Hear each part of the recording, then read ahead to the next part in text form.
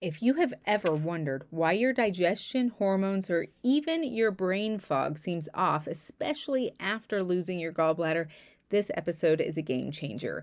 Dr. John Douillard has joined me in explaining so much. So he unpacks the deeper connection between digestion, lymph, hormones, and brain clarity. You'll hear how your breath, bile, and even your fiber intake play a role in healing everything from stomach acid and GERD to low energy and hormone imbalance. So get ready to understand what's really going on with poor bile flow, pancreatic sluggishness, and low stomach acid, and how these can quietly steal your B12, slow your metabolism, and fog your brain. So Dr. Douillard also shares his simple ABC formula for restoring fast balance and explains how high fiber foods can actually help your body make bile on demand. And he even gives us a breathing practice to do every day to help us get well faster. So get ready, get your herbal tea, and let's begin.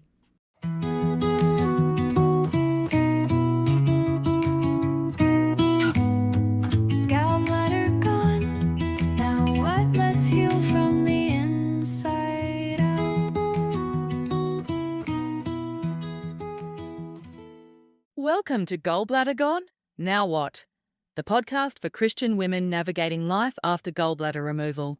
Hosted by Jami, holistic nutritionist, wife, boy mum, grandma, and a firm believer in God's design for lasting health.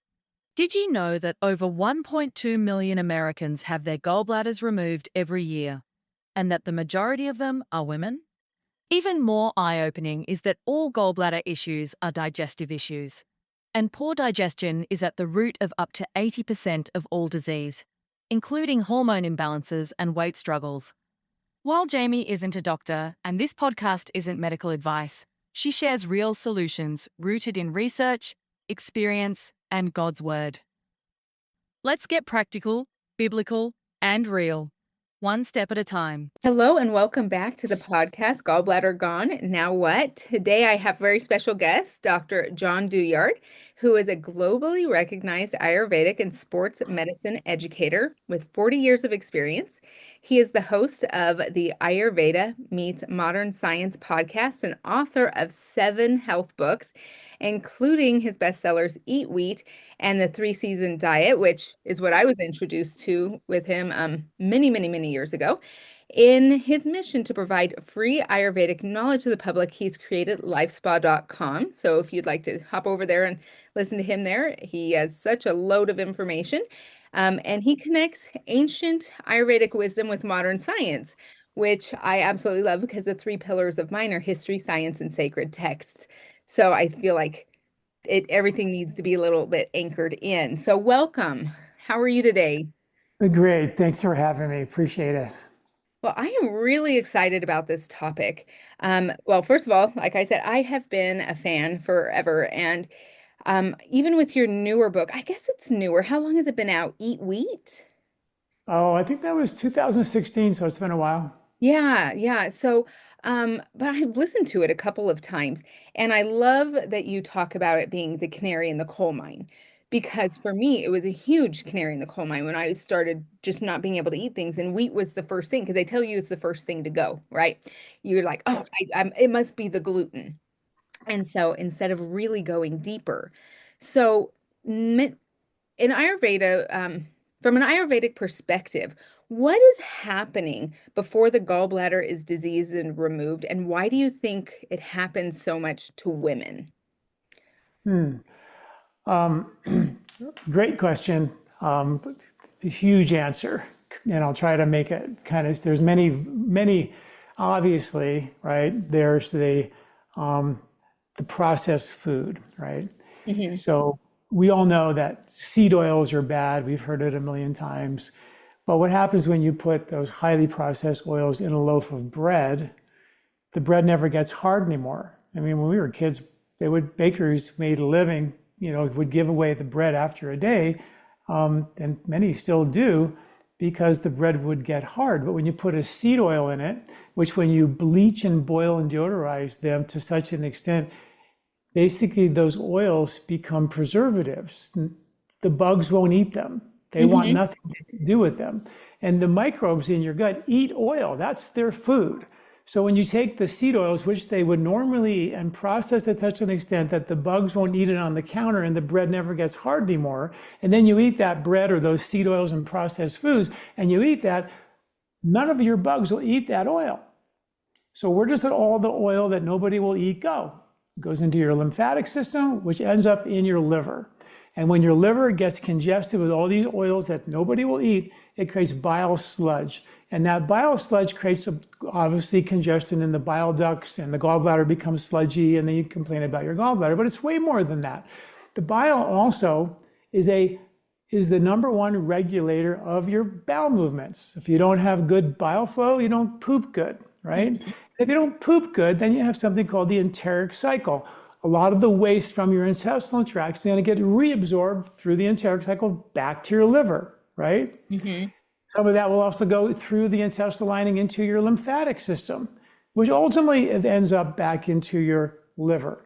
So all roads lead back to your liver. Your liver becomes congested. Now your liver can't make bile, even has a harder time making the bile on demand. And that bile is designed to emulsify fat, right? So if you eat a hamburger, your body's going to go, whoa, there's a lot of fat in the hamburger. I'm going to need a lot of bile to emulsify all the fat. But the bile also buffers the acid from your stomach. So when your stomach gets that burger in there, it says, whoa, I got to make a lot of acid to cook all the gluten in the bread and the protein in the meat. So I got to ask the liver to make a lot of extra bile. So to emulsify the acid as well as emulsify, or buffer the acid as well as emulsify the fat. And if your liver is congested, it doesn't respond. And your stomach goes, well, you know, I haven't heard anything, and the green light hasn't come on so I can empty my contents. So your stomach holds on to all the food, the burger, the acid, everything. And it waits. And this is what's called gastroparesis, where your stomach's holding on to more acid, more food, longer than it should. Is this what we're feeling when we're like, it just is sitting there? It just feels, it just sits there. It just feels like a brick. It's just waiting for the green light to come on so the stomach can empty its contents. And this creates all kinds of problems. So in Ayurveda, they call it Udvarta, which means upward moving digestion, which is really cool because your digestion isn't going down anymore. The food's staying in your stomach and it starts to go up, and it puts pressure on your diaphragm. And in severe cases, it can actually push against your diaphragm and herniate through your diaphragm, called a hiatal hernia. In one study with women, during and after their pregnancy, it was the Johns Hopkins study, 45 to 65% of the women had a hiatal hernia either during or after their pregnancy, which means that the baby takes up space, pushes the stomach up against the diaphragm. And my wife had 6 kids. We've all lived through that, right? So we know that there's not a lot of room in there. And when the stomach gets pushed up with such force from that it herniates through the diaphragm, it's called a hiatal hernia, you start getting levels of indigestion and heartburn and different things. But that postpartum issue can go unsung, undiagnosed for decades, causing undiagnosed digestive concerns, indigestion issues for decades to follow. So many women I have in my practice, they go, I've never been the same since my babies, and that's partly because we never reset the diaphragm, its function, which is intimately connected to your liver and gallbladder and stomach, because the stomach and liver and gallbladder are right up underneath your diaphragm. And your diaphragm, when it gets pushed up and there's a stomach in the way, it can't contract, right? Yeah. So when it can't contract, you lose diaphragmatic function. And the diaphragm is, of course, the breathing muscle, but it's the number one pump of your lymphatic system. And nobody knows that. Stagnant lymph. And the lion's share of the lymph is around your belly. So all that extra weight around your belly and hips is number one, according to the science, not just Ayurveda, is caused by lymphatic congestion.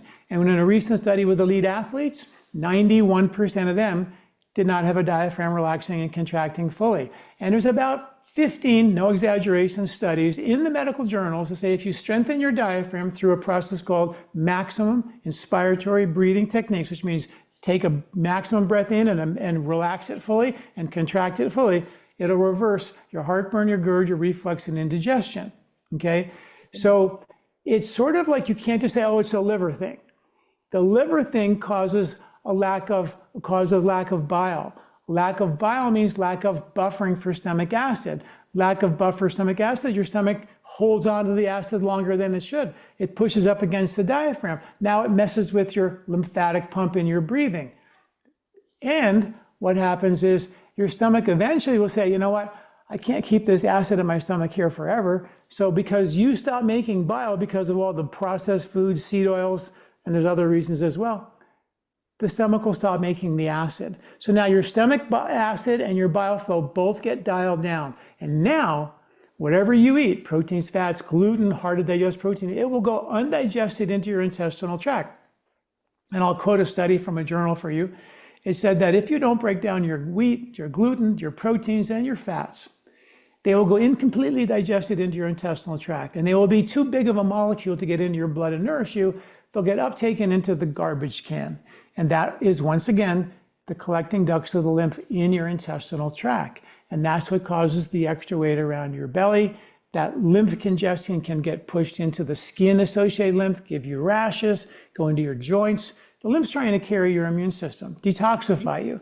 And when it gets congested, it can go into your brain, lymph, and lymphatic system, creating brain fog and cognitive decline and anxiety and worry and depression, infection, and even inflammation. All these things are caused by poor lymphatic flow, which are caused by the breakdown of the coordinated effort of your stomach making acid, your liver making bile, and your pancreas and duodenal enzymes. That upper sort of trifecta of function, if that breaks down, you're going to begin to start to see the breakdown of your intestinal health, microbiome health, as well as liver gallbladder function. So you can't just say, oh, it's just the liver gallbladder, take the gallbladder out, without ever asking the question, why did it go bad in the first place? And that's what we have to begin to fix, is that reboot, that coordination. And even if you take the gallbladder out, which is what this podcast is about, it's fine to take the gallbladder out. People should know that it is not like, oh my God, you lost your gallbladder, you're never going to be the same. Your gallbladder is a sac of bile that's 25 times concentrated to the regular bile your liver makes every single day. Yeah. That kind of bile was for when we would kill a woolly mammoth forever long ago. And we would eat all of it. And we'd had to eat the fatty stuff like the intestines and the brain and the organs right then and there, because that would go bad. They could dry the meat, it would last for months. But the fat had to be eaten right then and there. So we evolved to be able to eat a massive amount of fat with this gallbladder, this 25 times concentrated sac of bile, to emulsify that much fat in one sitting. And then it would take weeks to rebuild that replenishment of the bile, right? Yeah. But we don't even come close to eating. Matter of fact, I'm 69, when I grew up, it was like no fat, no fat, no fat. Everything was no fat, right? So we haven't been eating that kind of fat in forever and ever and ever. And as a result of that, we don't need that kind of bile on demand anymore. We get the fat every day, a little bit here and there. We're not dependent on a woolly mammoth once a month to take care of our needs, right? Yeah. So I want folks to know that it's okay that you got to take it out, but was taking the gallbladder out the actual cause of the problem? Did we actually resolve the problem, or did we just take out a symptom? Well, and that's what I try to do on this podcast, because people are just like, oh, I'm going to take out the pain sensor. That's what they've kind of taken out, is this pain sensor, but we've not addressed or fixed anything yet. And so I was told when I got my gallbladder out, just go live life normally. And then I ended up with SIBO, H. pylori, a chronic E. coli infection, the brain fog, everything you're explaining. And I had to try to think my way out of it and go teach myself, because I love now that I don't need all that stuff, because I've worked so hard on clearing the lymph, strengthening my liver, clearing the liver, living within the seasons, because the seasons do that, like spring, right? Spring is amazing for cleaning and when you're utilizing the seasons, what they're meant to do, they can really, really help. And so as women are listening here, you're talking about finding the root cause, and that's what a big problem is that we're not finding that root cause. So what kind of imbalance or patterns do you typically see leading up to that, to getting a gallbladder removed? Well, usually it's, if if you've got to the point where your bile has been congested and your stomach now is not making the acid that it once did, because the stomach's not stupid. It knows if I keep making all this acid and I don't empty my contents in a timely fashion, I'm going to burn a hole through my stomach with all this acid. So your stomach will have to dial it down. So what will happen is when you dial down stomach acid, it's almost like taking an anti-acid, Prevacet, omeprazole type of medication. You lose stomach acid. So then you look at deficiencies that could come from that. Vitamin B12, which is only delivered because of a strong production of stomach acid, which in your stomach makes a protein called the intrinsic factor, whose only job in life is to deliver B12. So studies show that if your B12 levels are low normal, that not only we get tired and lethargic and need B12, but your volume of your brain will begin to shrink. And then they were normal, they were just low end of normal. And then when they got the B12, their brain got big again. So when your first symptom is you start feeling tired and lethargic and brain foggy and forgetful, and that could be because of low stomach acid and B12. Of course, because the food is staying in your stomach longer than it should, it can create that sitting in your stomach after a meal, food staying there forever, indigestion, heartburn, GERD, reflux, upward moving digestion. It's not going down, it's not going up. That pressure on the diaphragm can affect how you breathe. So you start breathing more shallow into the fight or flight receptors. You start snoring at night. You end up with sleep apnea. These are all part of the same track. And then, of course, your liver and your gallbladder is the culprit. And that means you're not metabolizing your fat. So if you ask yourself, I always say, what would happen if you ate a really greasy fried meal, French fries, a burger, a shake, and from gross restaurant, fast food restaurant? How would you feel? You could do it when you're 18, right? Why can't you do it when you're 55? Why? Well, it's because you don't make the bile that you once did, and your stomach acid isn't as strong as it once was. So if you eat that greasy fried food and you pay a price for it, then yeah, you have compromised bile flow. Obviously, when you get your gallbladder taken out, there's going to be some limit of how much fat you can eat. You can't eat the woolly mammoth version anymore, but that's not what we should be doing anyway. But you should have no problem eating a normal diet, if the gallbladder is making bile on demand the way it should. So one of the major things that we have to think about is, how do we keep the gallbladder, the liver, producing bile on demand the way we were designed, right? Yeah. The gallbladder was just to avoid fat, right? Like after you get it out, they just say, I just don't have fat anymore. And it's like, it's important for us to have those fat soluble vitamins and all those things. So we can't just avoid it. Yeah, it's not a great recommendation to do that. Obviously, we should, but what happens is a lot of folks afterwards don't feel good eating their fat. So that seems like a logical thing. Just don't eat it. And then problem solved. Well, not really. So here's the role of fiber, okay? In particular, fiber, whether it be soluble fiber, which is slimy, like oats and grains and things that get slimy, like slippery elm, licorice, marshmallow, chia, flax, those are slimy, and soluble fiber. And then there's insoluble, which is like apples and cellulary and all that, and that doesn't break down. So both of those will attach to bile and take the bile to the toilet, okay? So if you don't have enough fiber in your diet, you won't have enough. And bile is also like a Pac-Man, gobbling up toxins in your liver, cleaning house. When you eat some fatty food, the bile gets shot into your intestinal tract and it cleans your villi of your intestinal tract, so it all functions nice and clean. The fiber attaches to that bile with all the toxins in tow, takes it all the way to the toilet. However, if you don't have enough fiber in your diet, and the hunter-gatherers were reported to get 100 grams of fiber in their diet per day, which is a massive amount of fiber, and that would take all the bile to the toilet and force your liver to make brand new bile that day. But if you don't get enough fiber, average American gets 15 grams of fiber per day, then up to 93% of that bile will get reabsorbed back to your liver with all the toxins in tow. And that doesn't help your liver gallbladder, doesn't help your bile ducts, and it doesn't help you make bile on demand anymore. It just creates those bile ducts can become sludgy again after the gallbladder surgery. Okay.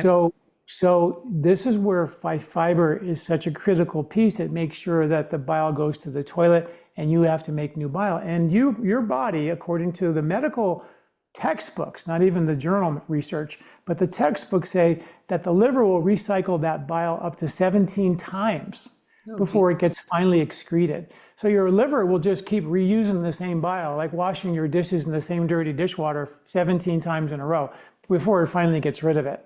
That's the medical fact. Yeah. So that's why fiber is such a critical piece of the puzzle. And then there are foods that are called cholagogues. Cholagogues are things that kind of help flush your liver, flush your gallbladder, flush the bile ducts, and keep everything out. And my favorite drink for that is apple, beets, and celery. We call it ABC juice, really simple. Okay. And it could be an apple for breakfast, it could be beets for lunch and celery for dinner. It could be you blend them all up and make a blended drink. We have all the fiber with it. You can juice them, like in a juicer. You can put them in a pot and steam them together and then blend it up and make a nice warm soup. It doesn't even matter how you do it, but if you take the apple, the beet, and the celery in any way, shape, or form, you're going to get these cholagogues that will actually increase, you will decongest the bile sludge and support your production of bile in your liver post-bile surgery. Other cholagogues are things like artichokes, ginger, fenugreek has been shown to increase the contractibility of your gallbladder by 150. 150. Oh, do you really? That's great. By your gallbladder by 150%, but it's also a great cholagogue for the liver production of bile through the biliary tubes. Turmeric increases the contractibility of the gallbladder by 125%. So those are all really good cholagogues for you to begin to keep that gallbladder really, really healthy. And then there's sometimes when the liver needs a little bit of a kickstart, either with some bile salts or some lipase, an enzyme for breaking down the fats, or possibly some ox bile. Sometimes can help kickstart things after the surgery to get things going. But the goal is to start to exercise the fat metabolic pathways. Can your liver make enough bile on demand so I can have, an avocado? Can I have, some milk in my coffee? Can I have some French fries here and there if I wanted to? Yeah. I don't know if fried food's bad, but the idea is that we should have the capacity. Because the thing about that, Jami, is that your ability to get the EPA reports every year on how much toxic chemicals dumped in our atmosphere. And 70 million tons were dumped in our atmosphere last year. And those are all fat-soluble chemicals that filter down on the air we breathe, the water we drink, and the food we eat. So if you can't eat your fat, you're not going to detoxify the environmental pollutants, which are fat-soluble in all the food, which makes us way more vulnerable to this crazy toxic environment that we live in. And that's why digestion is such a great canary in the coal mine, like you said, of other things to come. Because if you can't digest well, then you're just setting yourself up for SIBO and other health concerns down the road. I mean, I can go on and on about it. Yeah. Oh, and so let's talk about like the effect that bile has on like women's hormones and stress, and especially like estrogen and even testosterone. I've started to notice that there's women who have low testosterone. Are these connected? Well, I mean, it's normal for women to lose testosterone in their 40s. It's normal for women to lose progesterone in their late 40s, early 50s, and then after that, estrogen. However, that was sort of because back in the day, women would have their babies at 15, and by the time they were 40, they were grandmas, That's just not the way it is anymore. But there is that natural kind of decline that some researchers say is sort of an evolutionary process. So supporting the body with precursors for those hormones does make sense, right? And there are but you should also remember that we have environmental estrogens, toxic estrogen in our environment, which are cleared by the lymphatic system around the liver and the lymphatic system around the intestinal tract. They're cleared by those pathways. And that lymph congestion will actually create more liver congestion because all roads in the lymph lead back to the liver.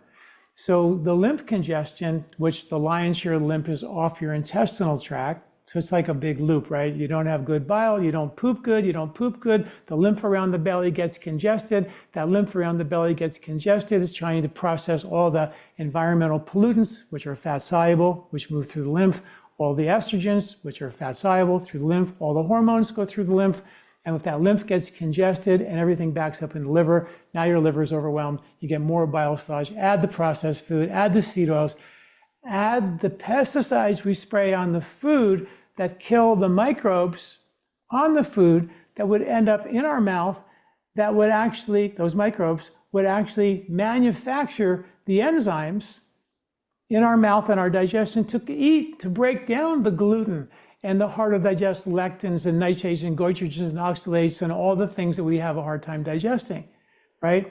So we got to look at the pesticides and insecticides we've sprayed on our food that render them 100% sterile. If not only sterile, we're ingesting those insecticides which are killing the microbes in our mouth, which are supposed to help us digest these hard to digest things. So it's sort of like a lot, but at the same time, all we really have to do is eat cleaner food the very best we can.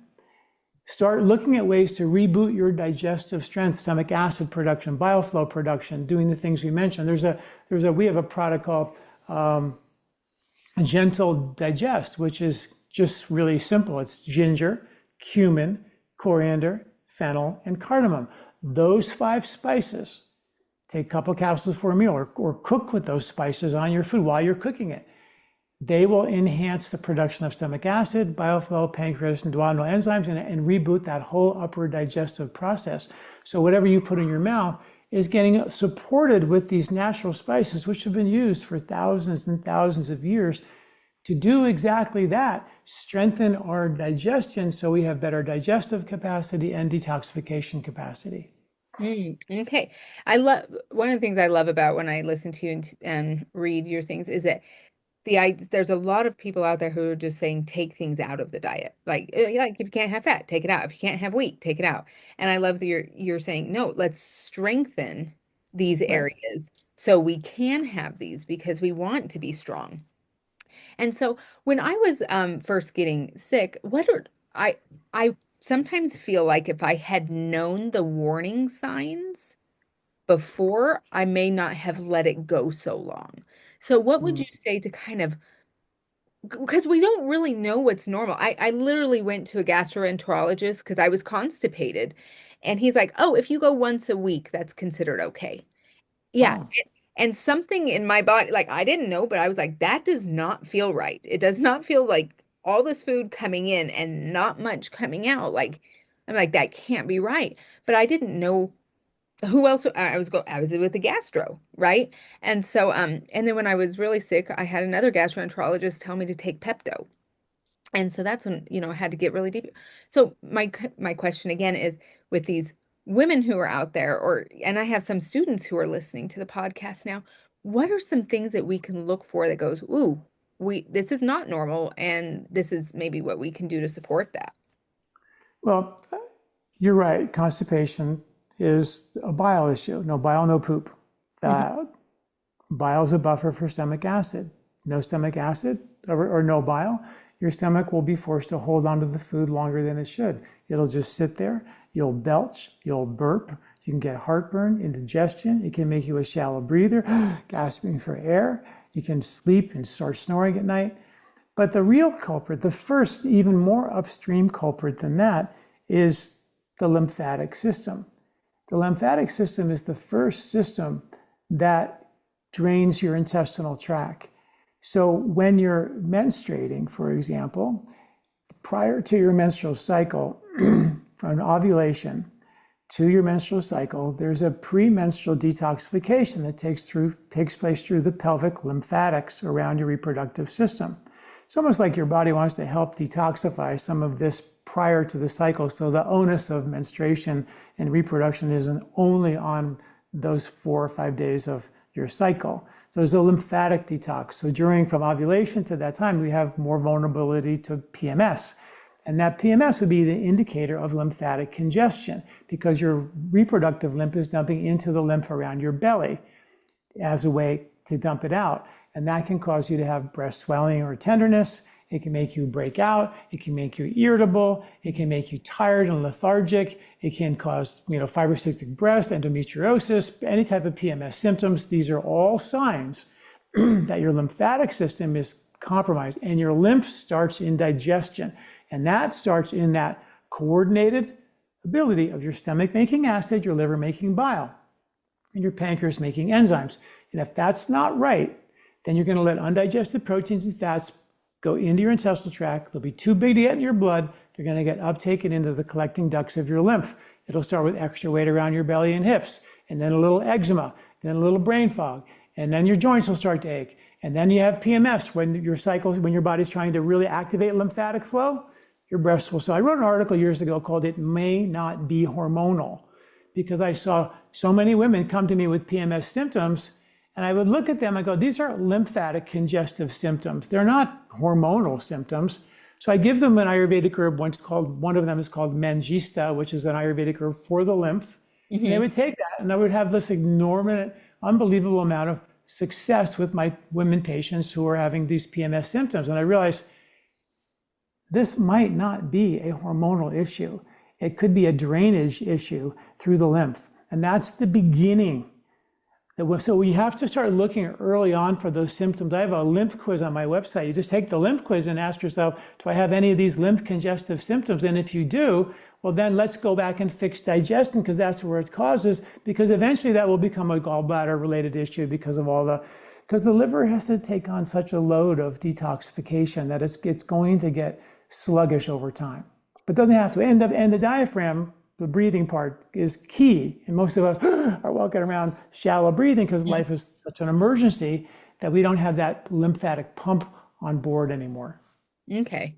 Yeah. So you're talking about like the circle that's happening with low hydrochloric acid, the bile not producing, and the pancreatic. So that feels to me a little bit like double Dutch. Like when do we like jump in? Like what's the first step to like getting to resetting that?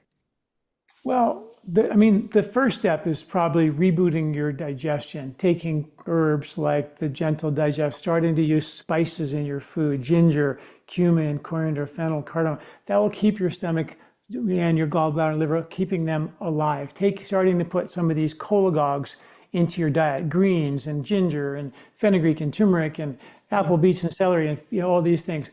Fiber, slippery elm, licorice, marshmallow, fennel, not fennel, but flax seeds and chia seeds. More fiber in your diet. If you eat a lot of fiber and take spices for your digestion, and the cholagogue foods we know, that's what we need to do. Now, I also put together, as you probably know, our Colorado Ayurveda cleanse, which is a 14-day digestive reset, liver cleanse, lymph cleanse, reset of your microbiome, kind of to reboot the function of our digestion and detox pathways, as well as a detox pathway. Because in Ayurveda, they were all like, I'm not going to just detoxify you. I want to fix the reason you got toxic in the first place, which is, again, a broken down digestive system. So you have to look at, doing those on once a year, a couple times a year, whatever, doing something to reboot, either with a dramatic change in your diet. Nature, my second book was called The 3-Season Diet, which was eating foods, right, with the seasons. And if you look at how nature provided like nuts and seeds in the winter to insulate you, higher protein, higher fat to help you navigate winter. In the spring, You can't find pasta or pizza being harvested. It's a no carb time of the year. It's a very austere, calorie restricted time to detoxify you. Mhm. And then come summer, it's a high carbohydrate time of the year. So, and you can just go to my website for free and just go to where it says, new here, start here. You can download these grocery lists, which is a list of foods for the winter. They're Yes. harvested all over the world in the winter. Circle the foods on this list you like and eat more of them and be done with it. And then when it comes spring, change your diet. Come summer, change your diet. There's 3 harvests in nature. One season is always dormant. So there's a 3-season approach here. It's a 3-harvest approach. So you have a spring harvest, summer harvest, winter harvest or fall harvest for winter eating. And that's another way, whether eat more fiber, eat more cholagogues, have more spices in your food, or eat seasonally. Those are simple things, or do a detox, do a cleanse. There's so many ways to keep our body healthy and antidoting the extreme toxicity of our world. So there's hope, is what you're saying. Lots of hope. Oh my God. Yeah. Oh yeah. Yeah, and So so I many. think so many of the women who come to me as my clients feel hopeless. Like they kind of feel like I've tried everything and I don't know if I can do anything else. And I usually find that who comes are people who are incredibly smart. They're just confused. And so if we can just kind of narrow in and help them get specific and maybe where their weaknesses are and strengthen that.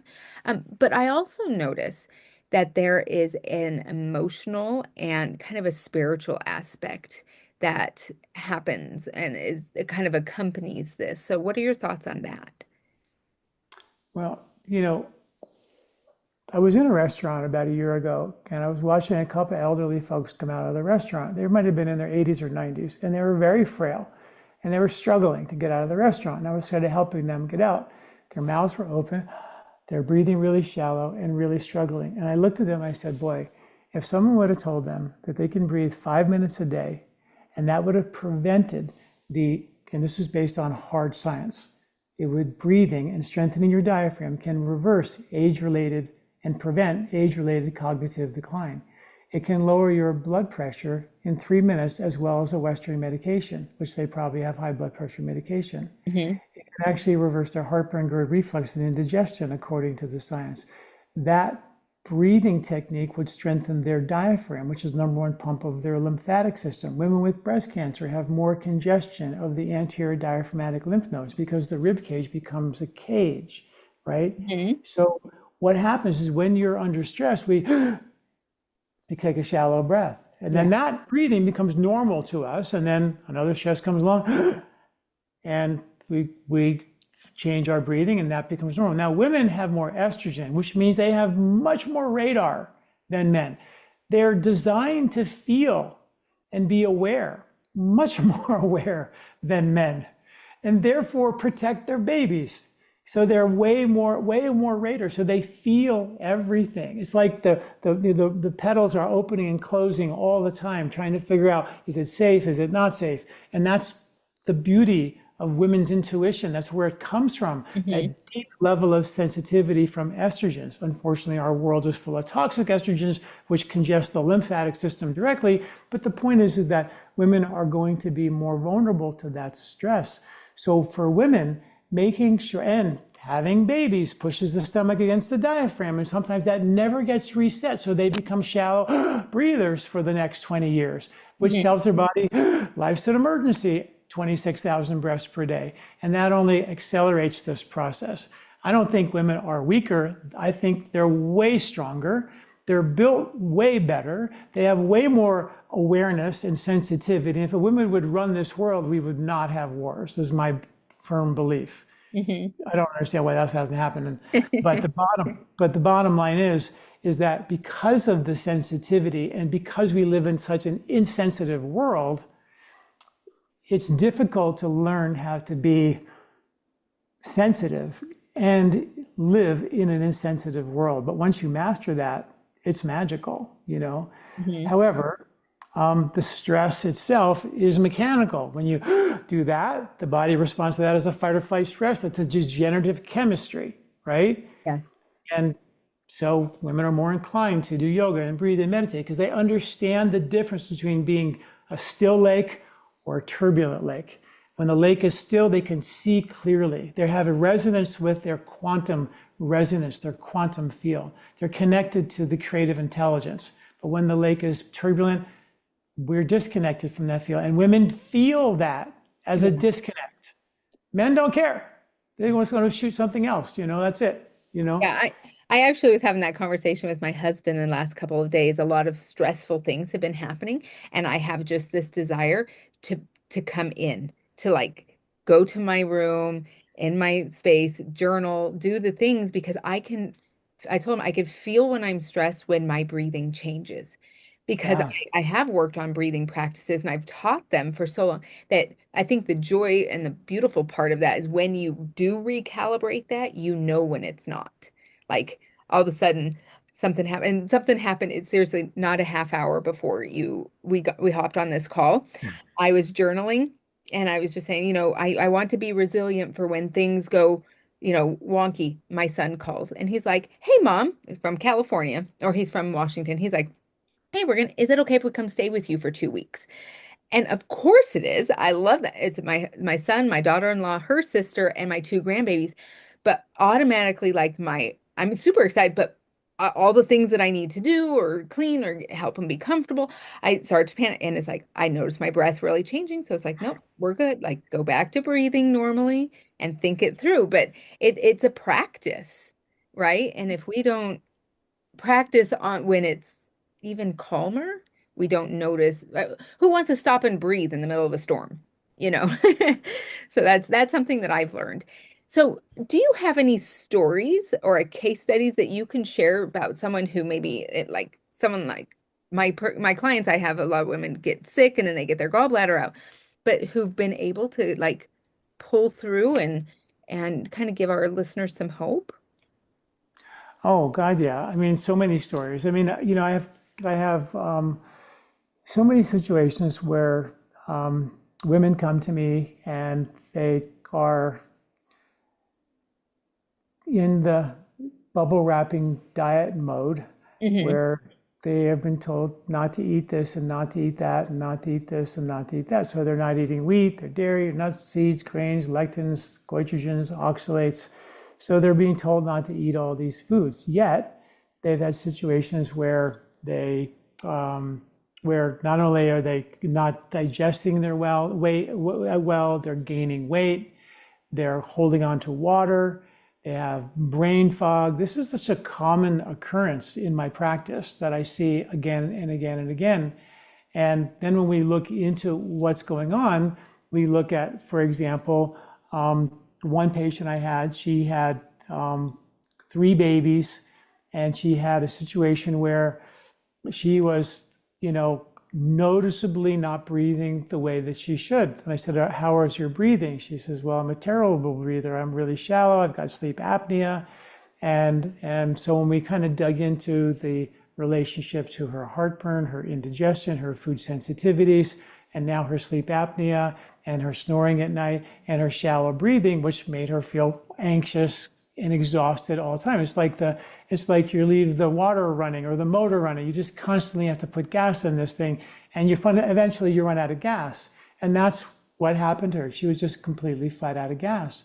So, this is not rocket science. When you think about the dots, we just have to connect here. All we have to do is get her diaphragm working again so she can breathe and reverse the postpartum upward moving digestion from the baby putting pressure where the stomach got stuck to the diaphragm and it never recovered from that. And she became a shallow breather. So we gave her specific, and I can teach some real quick right now if you like, the breathing exercises. And then of course we gave her herbs for her lymphatic system, like the Mangista herb. We reboot her digestion with herbs like Gentle Digest and turmeric, and other herbs we have like called beet cleanse, which are like nitric oxide boosters, and roto-rooters for the bile duct. Beets, fenugreek, cinnamon, shilajit, those are herbs that are really good for kind of cleaning out those bile ducts.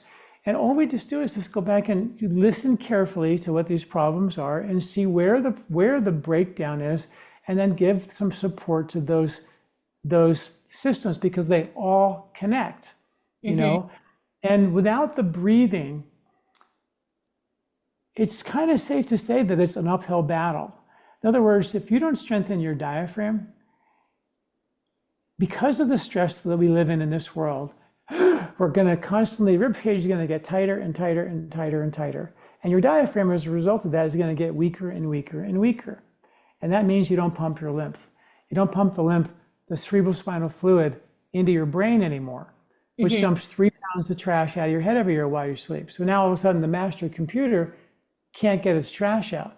And that creates a host of health concerns. Long haul COVID was linked to poor diaphragmatic function because of COVID. And then because of that lack of diaphragmatic pumping, we had lymph congestion in the brain. And the first studies that came out with long haul COVID were linked to brain lymphatic congestion. They don't tell anybody that because there's no therapies for that in Western medicine. But Ayurveda had therapies thousands of years old for that. And there's many of them. And one of them is get your diaphragm back on board after COVID. And my favorite one is to just, really simply take your arms over your head. And now through your nose, fill your belly as you inhale. Only your belly. Then your chest. Continue to inhale, then your upper chest. And then reach for the sky as you go into a maximum inspiratory breathing by taking little sips of air to make it maximal. And you'll feel as you reach, sip, you'll feel a pull under the rib cage, arms come down, and breathe all the way out. You do 10 like that. You can go like this. You can go, arms up. Fill your belly all the way this time, all the way. Buddha belly out as you inhale. Then go to your chest. Then go to the upper chest. Then reach, sip, slowly. And then arms come down. Exhale all the way out. All the air has to come out. You do 10 like that. Then you do 10 the same way to the side. Fill your belly. Fill your chest. To the right. Your upper chest. Sip. And then when you breathe out this time, go to the side. Squeeze every last bit of air out. Do 10 straight up, 10 left, 10 right. It's that simple. That's very energizing too. Yeah, it's very innovative. And you can do it right in front of your computer like we just did. It's really easy to do. And if you just did that like once a day, that would make such a huge difference in the capacity of your diaphragm to pump your lymphatic system, help you breathe, pump the cerebrospinal fluid. I mean, it's a game changer. That's amazing. Thank you. One of the things I've just totally loved and what drew me to Ayurveda is that the therapies are so accessible, and like the herbs too is like, there's a lot of the kitchen herbs that we use all the time and just putting them in. And even like I'm doing one right now to help, just because stressful time in my life is taking the ashwagandha and a little, a blend that has the cardamom and the cinnamon and then putting it in milk right before bed. Right. And just, I am sleeping really well. And then, so it's just super accessible. And then for the digestion, having a little bit of the trichotillue or the avapattakar churna, and we've talked a little bit about those. And here's it. Just sometimes our body just needs a little extra support. But it doesn't need a punch in the face with like a medicine, right? That's going to cause a lot of, usually, we're wanting to support our bodies. So thank you so much for this conversation. It has been really valuable. And I know my listeners are going to really have some value from it. Now, we can find you on YouTube and Instagram and where else? On my website at lifespa.com. That's kind of the main place. That's where we have like about 1,500 articles on the ancient medical wisdom of Ayurveda and the modern science. I always put the two together because science alone can prove whatever it wants, but you have a time-tested practice and science together. I feel like that's a great place to start. So that's our business model is put the knowledge out for free. There's thousands of articles there. Type in your health concern, you get it for free. Of course, we have a newsletter where you can get the fresh stuff that's coming out. We have all kinds of new articles coming out about new connections with ancient wisdom and modern science. And then, of course, sign up for our newsletter so you can get that information. Also, we have an Ayurvedic store. I've been formulating Ayurvedic herbs for, almost 40 years now. So that's kind of the main thing. Yeah. Love it. And are you running your 14-day cleanse soon? Yeah, well, we actually created an evergreen version of that. So now you can sign up whenever you want. And then you get videos from me every morning. says, okay, good morning, here's what you can do today. And then next day you get a video, here's what you do tomorrow. All you gotta do is just sign up for it and then tell us when do you want to start, and the videos and the audio stuff will start to come into your inbox. So it makes it Oh, that's really easy. awesome. Yeah, it's because Yeah. some of us, like for me, I like to do at least twice a year, right? And Yeah, oh, cool. Yeah. get clean. All right. Well, thank you so much. And we appreciate all of your efforts and especially in educating the public. Well, I love the topic of your podcast. I think it's great. Such really important information that many people don't know. And so thank you for doing that. It's really awesome. It's my pleasure. That man is just a wealth of knowledge, and I was so excited to have him on the podcast. So thank you for joining me today. And remember, in the show notes, there are DIY programs that help go through all of this and get your bile back on track, your body, your hormones, brain fog, all of that feeling much better. So like, subscribe, and continue listening. Thank you so much. If this episode encouraged you or offered practical insight, be sure to subscribe so you don't miss what's coming next.